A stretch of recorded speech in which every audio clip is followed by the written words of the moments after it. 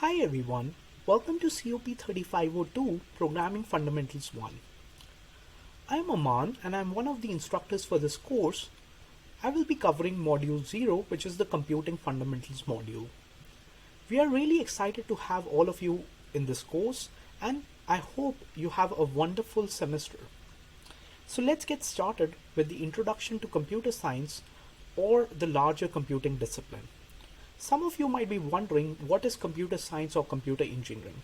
So let's discuss computer science first, which is computer science is the study of computers and computational systems that include the design, theory, development and testing of such systems. Another thing you need to know is computers hold a lot of potential, but they can be extremely complex. They can help us in solving some of the most pressing problems, as you can see on the right hand side here.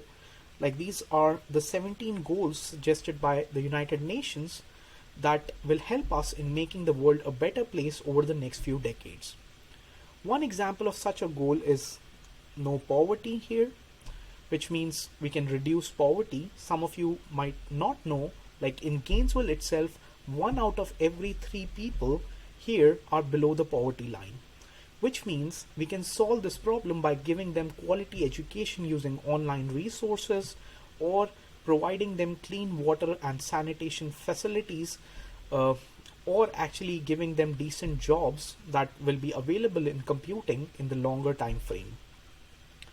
So we need to know there are limits to the problems that can be solved by computing, and especially when we have a lot of societal issues, you need to understand not only the computing systems, like what are the capabilities of computing systems, but you need to also understand how do human beings actually work, how society works. So you need to understand the broader society to solve some of these pressing problems. So the impact of computing, like computing has technically infiltrated every discipline right now that you can think about. Even you are watching this lecture on a computer, you are like that has been propagated, the video has been propagated throughout the internet. All of this is basically computer science, which is it has touched communication, science and research, medical research, cultural norms, political systems, travel and commerce. Think of any discipline and you can think that it has some sort of technological or computing systems aspects attached to it. So in short, computing has fundamentally changed humanity. So let's discuss a little bit about what computers are and how do they work. So at its core, computer is nothing but it's just a calculator that runs mathematical instructions. We have this principle of abstraction, which is you kind of have a lot of operations that can be performed on top of these calculations, and that's how you make like really complex systems. So fundamentally, a computer consists of 4 different parts. The first one is input. The second one is the CPU, which is like the brain of the computer, or it's called the central processing unit.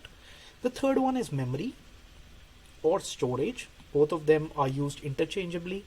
Memory is like one form of storage, and storage is technically treated as hard drive or external storage, and the fourth one is output. So let's talk about input a little bit. So input is any device that gives input, which is we as human beings give input to the computer using some device. An example is keyboard, mouse. Another like example could be if you have a Apple Watch or a Fitbit, it might use sensors that is providing a computing system input with through the sensor data. It could be like a webcam, it could be another thing like a microphone, and so on. When we talk about CPU, so we provide input to a computer, which it looks maybe something like this, and in this computer the CPU, which acts as a brain, processes this input by storing it into a memory, or like in some form of memory, which could be hard drive, RAM, or other memory devices.